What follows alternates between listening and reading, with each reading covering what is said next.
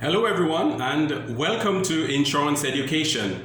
My name Raymond Macmillan, and in today's video we will be continuing along the same line of business interruption. We already said that another name would be consequential loss, or some insurers you may hear the term referred to as loss of profits.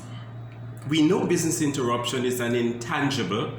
If you're an examination student, you would know that they call it a pecuniary insurance, which is the insurance of intangibles. You can't feel it, you can't hold it, right? It's that element of the cover which is available in the insurance industry. ICOW, or increased cost of workings. That is the cover which we are encouraging you to make sure you've got in your policy. If you're an intermediary, you should encourage your clients also to look for additional increased cost of working. So therefore, it's the short for it is ICOW, increased cost of workings, or additional increased cost of working, which is AICOW. We mentioned in one of our previous videos that the increased cost of workings really relates to an industry where there isn't much or no manufacturing at all, yet still if a fire or some insured peril should destroy your premises, you would need to seek alternative accommodation in order to continue trading. Let's take for example a dentist. If the offices are destroyed, it means that the dentist can maybe go down the road, maybe 100, 300 miles, and set up, get new equipment, etc., and can be up in business and running possibly within 2 weeks. But ladies and gentlemen, let's say that there is no ideal location within the near vicinity for the dentist to set up business, to start trading again. And the only alternative is, let's say it's a mall a bit further down, but the rent there is substantially higher, let's say twice as much as what he was paying before. If the insured had additional increased cost of workings, then the policy will automatically respond for that exorbitant increase in the cost to get back in business. That would be allowed under the policy because it was rated for and it was covered. Therefore, I know at the time of claim is where the policy is tested. The proof of the pudding is in the eating.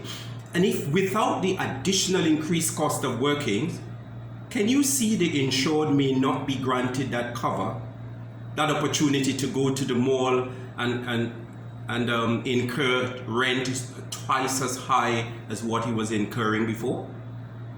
Remember, it's the increased cost of working, which is the average increased cost of working to get back in business should an insured peril like fire or earthquake or hurricane destroy your premises. The additional increased cost of workings will take care of all those emergencies which you would incur in order to get back in business quicker. Another example could be if, let's say,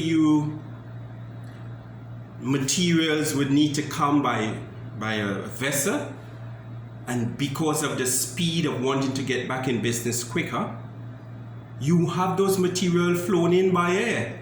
All those additional emergency costs which you may incur to get back in business as quickly as possible can be covered with additional increased cost of workings. I trust this is helpful to at least one person. I know some examination students, they get confused between the increased cost of workings as against the additional increased cost of workings. It is important, it's only a time of claim, then you will know the extent of the cover you get and what is allowed and what is not allowed under the policy cover. Thank you for your time, ladies and gentlemen. As usual, if you like this video, would you click the like button below? And why not subscribe to our channel? We always encourage you to subscribe to our channel. Some of the information we offer is actually examination students' questions. Finally, if you want access to our next video, which would be about advanced profits insurance. Advanced profits insurance? What is that and how is that linked to business interruption? I'm looking forward to sharing with you on that topic next week.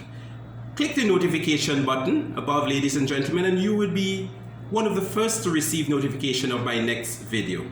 Thank you, ladies and gentlemen.